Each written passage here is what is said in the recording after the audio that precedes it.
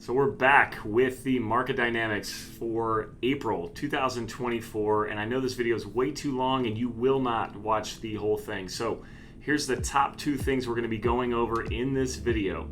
Number one, what is happening with inventory in the Boise area in Ada County? And number two, we're going to be looking at one of the tools that traders use, bond traders and stock traders use to predict what the Fed is going to do with interest rates, which obviously impacts your mortgage and your cost to buy a home and ultimately the price of homes. So if you're interested in that, watch the rest of this video.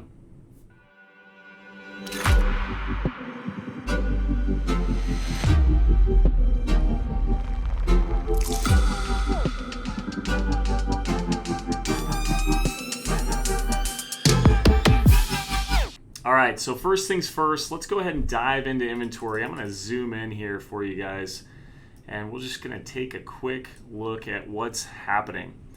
So, as you can see, this shows us a chart over the last year, and just a reminder for a lot of you out there who might be new to this, this red line is showing you, it's plotting the chart of active listings. This is resale listings only for all of Ada County. So that's Boise, Meridian, Eagle Star, Garden City, Kuna. It's all of those areas combined. And you can see this time a year ago in April, we had 468 active listings. And so fast forward to today, we have 662 active listings. Now you might be thinking, wow, 468 to 662, that's a pretty big jump. The reality is it's an increase of about 70%, which, wow, that is a huge jump in inventory. But if we scroll over here and we look at the data and look at sales, we have 1.4 months of supply. So that's a problem. We are still extremely low. It's welcome that we see inventory creeping up a little bit, but in all reality, this time last year, inventory was pretty much non-existent for the sales that were happening. So we just don't have enough homes. So why is that? Well, there's a lot of reasons why that exists, and you can go back and watch a lot of these videos. We go over this. A couple reasons that come to mind right off the bat is, people aren't listing their home because they have a low interest rate that they got sometime in the last 10 years. And if they go to sell that house, they're going to have to get a new loan at a higher rate. So some people are just choosing to stay in their home longer than they would typically stay in their home. So another reason why people might be, there might be less homes on the market, you have Airbnb and VRBO. That's taken a lot of homes that would have normally been rental homes or, people actually purchasing and living in homes. Those are out of the pool. And so now they're short-term rentals, and that's caused inventory to disappear a little bit as well. And then lastly, since 2008, across the nation, we haven't built enough homes. You might be thinking, man, there's so much activity out there. I see new homes being built everywhere. There's no way they haven't built enough homes. It is true. They have not built enough homes. There's been starts and stops left and right. We stopped in COVID. We had probably 3 or 4 months where everything stopped. And then, of course, people working from home, the municipalities here, cities and counties, honestly, they just haven't been as efficient as they have in the past. They might blame it on the growth is coming at them too fast. I think you could also look at some of that work from home, which happened for years in some of these municipalities working from home. I think some of them even still have some roles working from home. You might argue that that's led to some of this too. Either way you slice it, we have not been able to keep up with demand on houses. So we just don't have the inventory that we need. So to remind you, let's go ahead and look at this chart one more time to remind you where a balanced market would be. So we are at 1.4 months supply. A balanced market would be somewhere between 5 months and 7 months of inventory. Less than 5 months of inventory, it is a seller's market. More than 7 months, it's a buyer's market. It's balanced if it's between 5 and 7. So if we're at 1.4 months supply, like you're seeing right here, then what you're looking at is a heavy seller's market still. We're still seeing scenarios where we're getting multiple offers in some scenarios. Some are getting bid up. Homes that are priced right are moving relatively quickly. So that's that. Now let's dive into something we haven't really dove into before. Everyone's heard that interest rates are a huge factor in real estate. Why is that? Well, it's the cost to borrow money. The cheaper it is to borrow money, the more affordable homes are. The more affordable homes are, the more people can buy. The more people that can buy, the more the price gets driven up.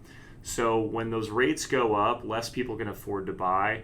What's supposed to happen is that prices come down, and we did actually see prices come down. You can see, if you look at this slide, if we zoom in here on pricing, year to date, we've seen pricing come down about 2.7%. I think I had predicted about 5% from the beginning of the year till the end of May. We're not quite at the end of May yet with data. This is just through the end of April. But I think I'm going to come up a little short on that. So, for whatever that's worth. But we have seen prices pull back, and they really pulled back from the peak in 2022. This number was significantly higher here in 2022. So what does this have to do with the Fed? Well, every time the Fed adjusts the secured overnight funding rate, or the federal funds rate as it's often referred to, that's going to have a trickle-down effect on your ability to borrow money to buy a house. So when the Fed stops raising rates, it's going to provide a little bit of relief to anyone who's looking to get a mortgage. Over time, it will.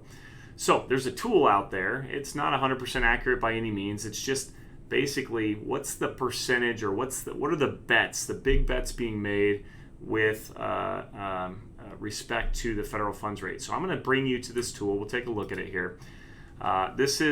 We can get you the link in the YouTube channel. This is the CME Fed Watch tool. So it's the latest probabilities of the Federal Reserve's rate moves. So what is the likelihood that the Fed will change the federal target rate at upcoming FOMC meetings according to interest rate traders? So these are people betting big bucks on what's going to happen with rates. So I'm going to show you this tool, and I'm going to show you how to read the tool, and then you can, decide what it means to you. So you can see here there's a countdown on the FOMC. They've got 25 days until they make the next decision on rates. If we come down here and look at the tool itself, I want to just show you a couple things. So this isn't, I know we're kind of nerding out here, but I just want to show you a few things to make sure we're on the same page. So currently the target rate for the Fed is 500 to 525 basis points. Or to put it another way, it's between 5 and 5.25%. Okay, so the rate probability for June, the 14th of 2023, the Fed meeting, so that's the meeting that's coming up here in 3 or 4 weeks, is, as of today's May 19th while I'm recording this, it is an 81% probability that they stay the same, which is really interesting because they have raised rates every single meeting for basically the last 15 months. So if they do decide to pause rates, that would be a really big deal. Now, look at how this changes. Yesterday, on May 18th, the probability was 64%. A week ago on May 12th, it was 84%. So this changes consistently. But I want to show you some other things on this that are kind of fun. So if we jump ahead to, let's say, November of 2023, there's 11% probability that they will still be exactly where they're at. But if you add all these percentages up, you got almost 50% plus 35% plus 5%. Let's just call it 90% probability that they will lower rates. This is what the traders are betting on, is that rates will be lowered before the end of this year. If you go to December of 23, you've got, basically you've got 7%. So you got 93% likelihood that rates will be lower than they are today. That's just in December of this year. We can jump out ahead, go to March of 2024. You pretty much have a 99.8% probability that rates will be lower a year from today. So this is a fun tool. Like I said, we'll get this out to you guys so you guys can play around with it and take a look for yourself. So why is this significant? Well, it's significant for a couple reasons. As we mentioned, when money's easier to borrow or less expensive to borrow, what's typically going to happen is over time, the asset price is going to get driven up. So right now could be the perfect time for you to consider buying a home. Now, why do I say that? You're thinking, well, wait, I'll just wait a year and rates will have gone down and then it'll be cheaper to buy a home in terms of your monthly payment. Now, that is, I think, probably what they're saying here. Over time, you'll probably be able to borrow money at a cheaper rate and buy a home. Now, the problem is if everyone's waiting for that to happen, what's going to happen with prices? It's very likely that they could trickle up. So if you were, trying to figure out how you want to move forward and you're wanting to buy a home, what I would consider is maybe purchasing that home now, right? And if rates do come down, then the likelihood of the home's value is to go up, and there's a good chance that you could refinance.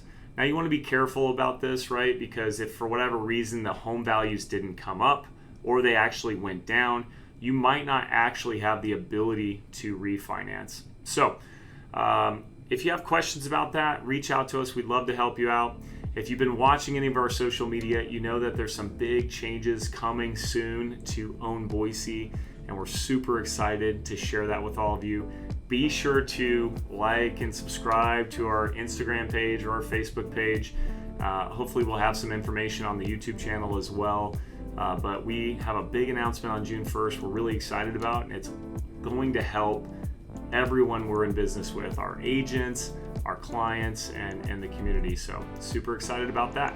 Stay tuned for that information, and thank you so much for watching this video.